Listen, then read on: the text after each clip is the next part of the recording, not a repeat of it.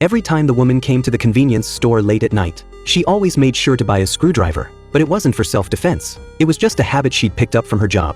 Once she got to the underground parking garage, she'd pick any random car and expertly pry open the door handle. Then, with a quick twist of the screwdriver, the engine would roar to life. Although Miney knew her way around every type of vehicle, she wasn't a car thief. She worked for a special delivery service company that took on jobs regular couriers couldn't handle. Because the work was so dangerous, she had to ask her boss for a raise. Soon, Miney arrived at the designated pickup point, driving a vintage BMW. Two men approached the car. After carefully verifying their information, she opened the door for them, but the boss froze in his tracks. He never expected the driver to be a woman. He turned and snapped at his subordinate, but with their enemies closing in, they had no choice but to get in.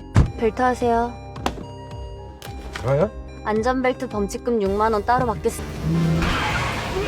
It didn't take long before the boss started regretting his decision, but Miney had seen this coming. Her special delivery service officially began. Just as she rounded a corner, their pursuers appeared behind them. She was used to this kind of situation. She calmly stepped on the gas, and with years of driving experience, a few quick maneuvers was all it took to shake off one of the cars. Seeing this, the boss immediately changed his attitude. But moments later, more and more cars caught up to them. Miney didn't panic in the slightest. She even casually sipped her drink. Suddenly, a car blocked the road ahead. Without missing a beat, she pulled off a simple drift. Then she deliberately drove into a narrow alley, planning to lose the rest of them for good.